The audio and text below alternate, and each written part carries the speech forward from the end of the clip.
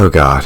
This is going to be my most polarizing video yet. Mushoku Tensei Season 2 Part 2. Jesus, these names are giving me Attack on Titan flashbacks. Just finished airing, and after watching it, honestly, I thought I was going to see World War III on Twitter, but surprisingly not as many people as I thought were raging over, certain events in the story. This is honestly probably because all the people that would have had an outrage over this season have long dropped the show by now. However, let's not act like this new season isn't still the most controversial season of anime that has come out this year, because people were definitely still pissed. And what's my take on it? It's complicated. Spoiler warning for all of the Mushoku Tensei anime. The first 10 episodes are genuinely great. Following Season 2 Part 1's wholesome ending, we continue into Rudius and Sylphie's married life as they become a truly married couple, and Rudius, finding out that he needs a house to marry Sylphie, comes up with the most brilliant plan. Hey guys, let's first establish one thing. Zillow is for fucking pussies. Yeah, beta males. Realtor.com too. Only true men like us are gonna find a random haunted house in the woods that is known to have already brutally murdered multiple people and make it our own. You're him. Wait, what? Genuinely though, Rudius couldn't have picked a more economical option. Bro literally paid pennies for a fucking mansion in the Beverly Hills. They move in, have some time to enjoy each other's company. Anyways, then have a very low-key but earnest wedding at their house. The show takes its time to show the interactions between characters and really set in stone the relationships every character has with each other. It's not just Rudius and Sylphie. Elena Lise's, Princess Ariel's, Luke's, Zanoba's, Cliff's, and Nanahoshi's relationships with other characters have major progression and establish themselves as important people in Rudius' life. My favorite one out of these is definitely finding out that Elena Lise is a fucking gilf. Soon after though, Nanahoshi has her most important character moment yet.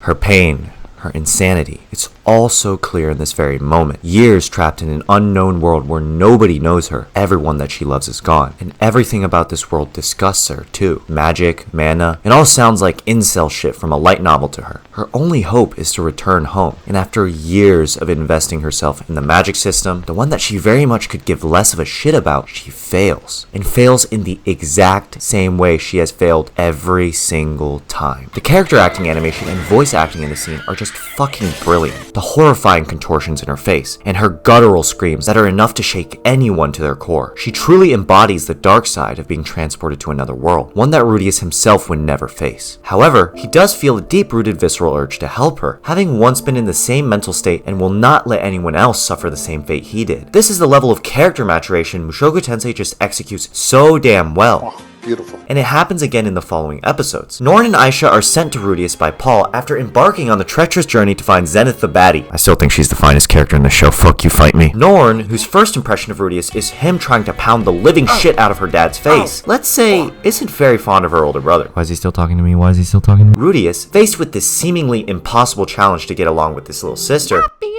has never acted more like a mature adult in the series so far. After taking in the slave girl and having made life-changing strides in his life, you can tell Rudius has grew in so many ways, from the way he interacts with his little sisters. He caters to their needs, makes sure he shows that he loves them and cares about them, tries his best not to offend them, but puts his foot down when he needs to in respectful ways. Norn, however, could not give less of a shit about her brother's efforts. I don't trust people who like little girls. Trying to strike a corner is probably a minor.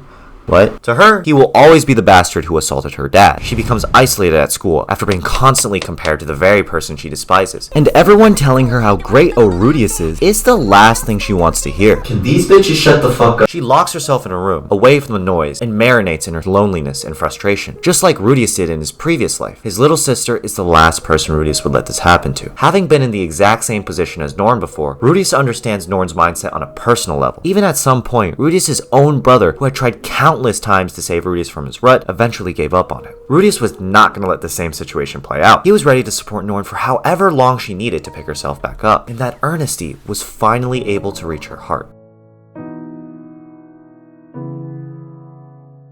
The connections made between Rudius' past life and his current one embody that core theme of getting a second chance at life. Ah, shit. We all know what this means. Although it's still a turning point that indicated a large change in the narrative, this is probably the calmest turning point episode yet. However, one letter was still able to change the course of Rudius' life forever.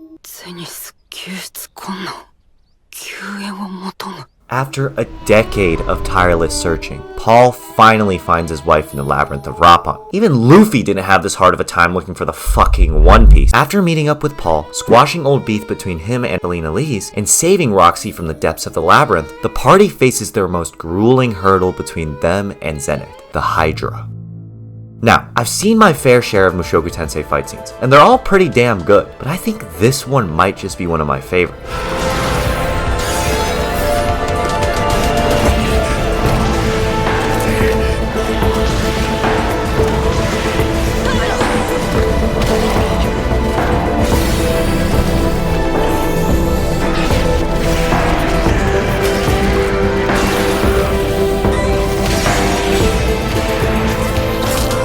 Roxy, get your bitch ass over here. Yeah, know your place, little bitch. Although not one of the best animated, the sheer intensity, stakes, and seamless teamwork and execution of strategy displayed in this fight are phenomenal. Everyone's playing their part perfectly. Look, they even got Roxy on pocket save. Mommy?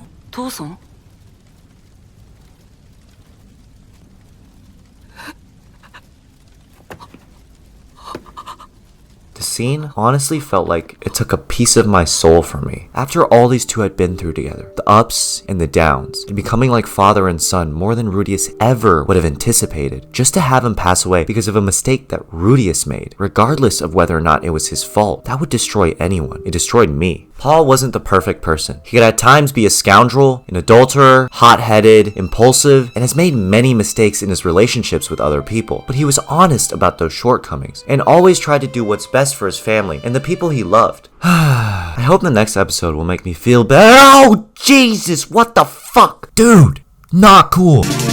Okay, after finishing this episode, I was very conflicted. From now on, I will only be speaking on the anime adaptation and not the light novel version of these events, so I don't want to hear any of you bitch-ass light novel readers coming in here and being like, well, actually, Rudius's cock is 3.67 times larger than yours, man. Shut the fuck up. There are two drastically different reactions to the events in this episode. On one hand, I completely understand the people who hate it. Despite the fact that different worlds have different societal standards when it comes to things like adultery, it's hard not to think that this different worlds equals different rules argument isn't just a plot device to let Rudius create a self-insert harem. For a lot of people, it can feel like the series loses a lot of its credibility as the character writing gem it's known as, putting itself on the same level as other trashy isekai harems. It also just feels like we've taken too many steps back in Rudius' character development. Like we did all that work in becoming a better person just for him to cheat on the woman he swore his loyalty to? Especially considering his presentation as a mature adult in the previous episodes and the fact that he has a damn baby on the way. And lastly, it can feel like the show is brushing over Rudius' mistakes, especially after this scene.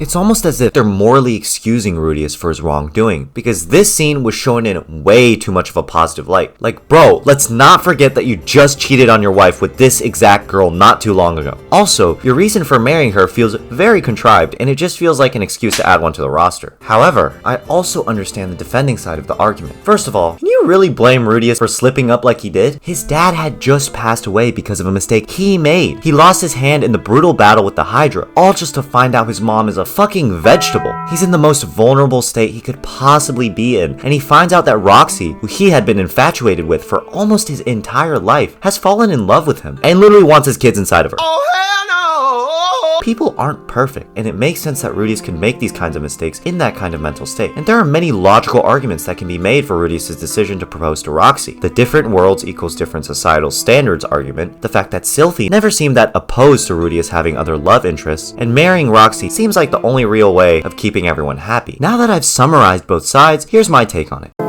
I first want to say that I recognize that the morally questionable writing choices in the show are sometimes necessary for writing impactful characters, and I want to say that actually, the show does everything right up until a certain point in episode 11. Rudius' unfaithfulness under the circumstances that he was in made complete sense to me. The issue is, people are too quick to assume his character development is this clear-cut structure where as soon as he's been shown to have grown in many ways, that automatically it would be impossible and completely out of character for him to perform any type of moral wrongdoing. But That's just not how humans operate. It's like if a former drug user who had been clean for years suddenly relapsed due to some kind of immense stress in their lives. That wouldn't be completely out of character at all. Humans are flawed and will always be susceptible to making mistakes in vulnerable positions. But as soon as people see that Rudius has taken steps backward, they're quick to assume the author has thrown all his character writing out the window, when in actuality, he's trying to make a point that Rudius will never be a perfect person, but someone who actively tries to be a better one, despite his fucked up mistakes. But here's where I have a problem. Why the fuck did we turn the show into a harem? First of all, I'm not the biggest fan of polygamous relationships in shows. Most of the time, they're trashy excuses for the main character to get his dick wet, and only in rare circumstances does it work. But fine, let's say that Mushoku Tensei is one of those circumstances. It doesn't change the fact that the lead up to this proposal scene just feels wrong. I'm all for Rudius cheating.